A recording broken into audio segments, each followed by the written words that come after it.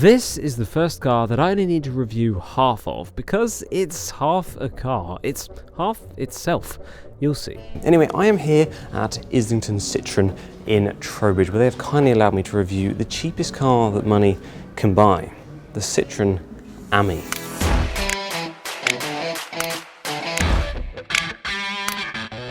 So yeah, it only actually has two sides copied and pasted. So this side of the car is the same as this side of the car, and this side is again the same as this side of the car. And this is a rather unusual money-saving tactic, but this little Citroen costs less than £8,000 new, making it the cheapest new car in the UK that you can buy, and beating the Dacia Sandero to the achievement. So, I mean, that is pretty good.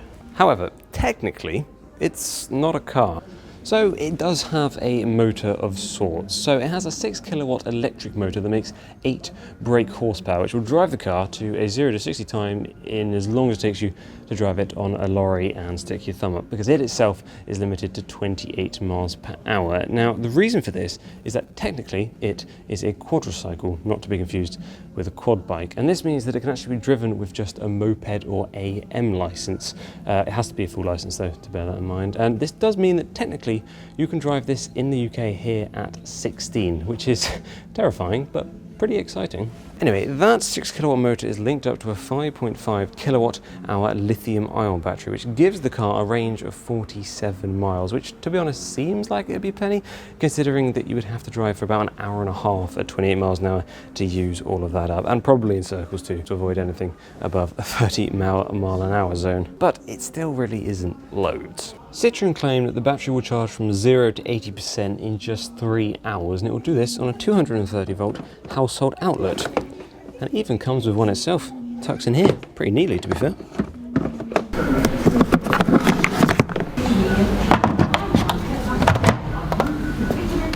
Now remember when I said that it has basically got two sides twice? Well, it goes even further. So the passenger side door opens pretty much how you would imagine. You come around to the other side, and what do we have? It opens the other way. It's rear hinged. That basically means that the doors are completely identical, including this lock here, which you actually have to unlock using an old-fashioned key. It's pretty cool. Yeah, so those combined with the monozygotic twin fronts from either end do mean that the Control-C, Control-V have allowed Citroen to keep the costs massively down. But what it does mean is that there is, of course, no boot door. But to be honest, that doesn't really matter, considering there isn't a boot, which isn't surprising considering the car only measures 2x4 by 1.4 meters. And there's actually a lot more space in here than I'd expected. I mean, I'd brought this little rucksack thing to show you the storage, but to be honest, you can actually fit in a good amount of space in there. And then you've got these big side pockets on either side for magazines or whatever, really. And then on top of that, you've got all sorts of these different holder things which come out and come in. You can put things in there, store stuff. You've got ones for, I don't know really what that's for, maybe keys or whatever really. You got ones for your drinks, what you could need. As far as the interior goes in here, it's obviously pretty simple. I mean, there's not too much you're going to expect, but you've got your place for your key there. You've got a little place for a USB so you can charge your phone or whatever. Speaking of phones, this is where you can hold it, or a case, because I'm using my phone. So that goes there. You then got a few settings of aircon. You've got below, basically, I assume that is. You've then got heat the windscreen, and that's hazard lights. So it's pretty simple, but it's probably going to be just about all you need, and possibly all that you'd expect. And I've broken it. Okay, let's just put that back there. No, I haven't, don't worry about that. And then you've got just a little dial here, and that's literally all you get digital wise. It just shows you your speed basically, and it looks a bit old fashioned, but I quite like it. It's quite decent. Obviously there's nothing like a radio or anything like that, but that would be pushing it, let's be honest. But what it does have is DMC DeLorean inspired horn placement. I've just found the horn. That's on the end of a stick. What can I say? You see a button on the end of a stick, you press it. Now you may have noticed that the steering wheel in this car has been misplaced on the left. Now this isn't some grotesque mistake or a one-off, but the Citroen Ami is actually only available in left-hand drive. Now Citroen say this allows you curbside exit when parking on the correct side of the road, which is true.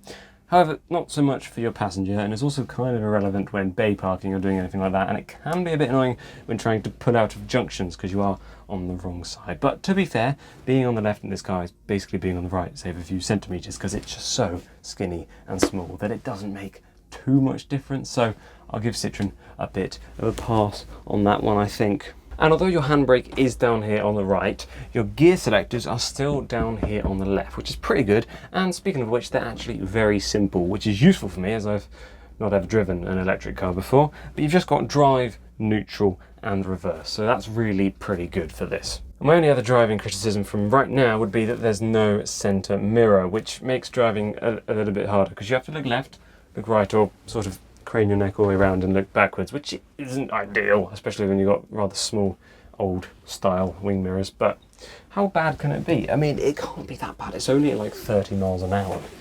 I mean, that is as doubly bad as 20, but still. Can't be that bad. As it turns out, it wasn't. This is so fun. In fact, it was so good that for the most part I forgot to speak. But no matter, editing is a magical tool. And anyway, pretty much the first thing I wanted to say is... it's just fun, it's small, it's so toy-like, it's so much fun, man. It is really, really good. And yeah. I'm impressed. I don't know if you can hear any of this, but I'm impressed. That is one slight problem. Do excuse the not so brilliant audio quality. It's actually quite loud. And my mic didn't work properly. But right off the bat, the Ami was super easy to drive and felt somewhat like a go-kart. It's really fun to drive. Really easy too. It actually put a smile on my face in a similar way to the first time I ever drove alone. And these points could be because I've never driven an electric or even an automatic before, but I don't think so, although I did become pretty enthralled with the electric lifestyle. Might need to go in there. Imagine going in a petrol station. Oh, 19th century. Never heard of it. Clearly I'd forgotten which car I'd be going home in. But even to my inexperienced self, individually, the Ami seemed pretty good. And now boost off, how fast have we got?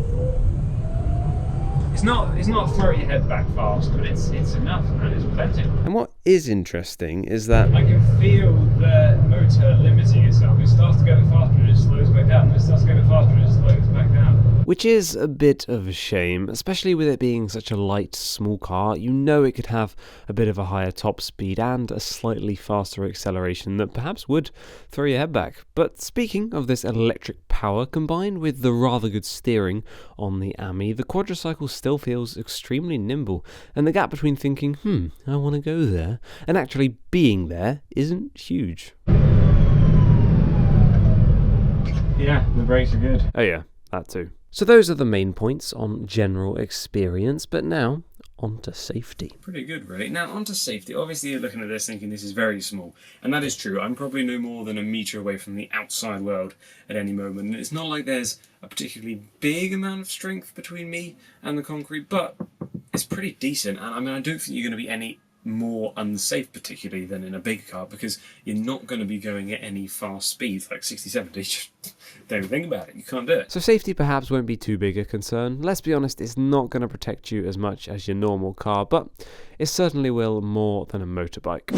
But despite not being the Leopard tank of the car world, what it does have is loads and loads of glass, just all around you, above you, none below you. That would be difficult, but just eons of it, which is really great for seeing around, obviously, and it gives it a nice light and airy feel in here. And even though it's only sort of the size of Stuart Little's pocket or whatever, it is pretty spacious, even with two people in here.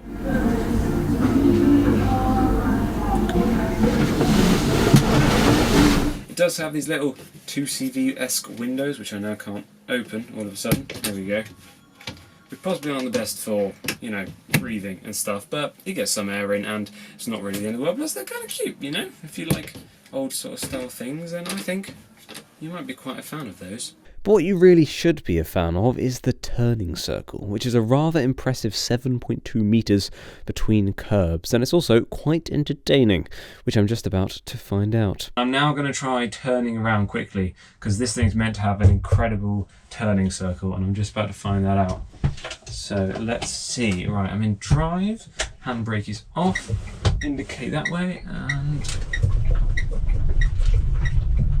oh my days. I have just fully turned around. I have a bit of width on this road, but not loads, and it's just turned around fully, no problem. I'm impressed. I am impressed. If that was my car, I would have been going back and forth all day long. There's someone coming here, no problem. I'll just nip in here. I'm tiny. That's all right. He's looking. He's confused. That doesn't matter. One gripe I did have with the driving experience though was the indicators, or rather the indicator stick. It wouldn't turn itself off after completing a turn, so you'd always have to do it manually, and sometimes finding the middle between left and right was akin to finding neutral on a motorbike. Difficult. I actually have audio of me struggling to stop indicating one way or other.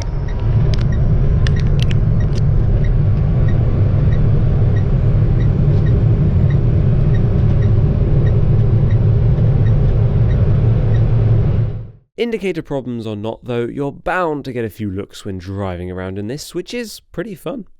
And that actually sums up the whole driving experience. As I've said quite a few times throughout this segment, it's pretty fun and it's pretty easy. What it doesn't have is much range, and what it isn't is fast. At all. Now, if you do happen to live in France, firstly, hola, secondly, you will be able to drive this car from the ripe old mature age of 14. So there's definitely a massive benefit there, and I think that probably somewhat makes up for the lack of general speed. But I would say that if you live in the UK, you know, you can drive it at 16, but as soon as you turn 17, I think you're going to be finding yourself wanting an actual car. I mean, things like space, practicality, range come into mind quite quickly, but the other thing is that it's just not that always relaxing to drive, because it's fine generally if you're in a 30 zone. I mean, you feel a little bit self-conscious because you're only going a bit below the speed limit, but the second you get into a 40 zone, you honestly feel like the Grinch of transport. So you're definitely going to be finding yourself avoiding some roads, which is as stressful as it is annoying. So yeah, I'm not so sure that's a big benefit of the car. So I've mentioned earlier, this isn't actually Citroen's fault. I mean, it has to be limited to 27.9 or 28 or whatever it is to be a quadricycle and be in that insurance or license group, because otherwise it would be a car. So there's nothing really much they can do about it, but that sort of depends whether or not you want a car or you want a quadricycle. Got some tossing up to do there. So look, I don't really know. I mean, I do genuinely think it's a really cool car. It feels like it's on some border between toy and tool, and I'm sure it'd be really cool to get as a young person in a country where you get a good few years before you can drive an actual car. But here in the UK, where, you know, if you got it at 16, you could just get a bike or wait a year and then get an actual car. That might be a better option. Plus, I mean, £8,000 still isn't a cheap amount of money. I mean, it is in the new car world, but I mean, you're not getting all that much for the price, and I do think there's a good range of second-hand cars you can get, you know, small to big, that would provide possibly a bit of a better quality of car and transport. Plus, if you want a cheap electric, you could even now go like second-hand Nissan Leafs or something like that.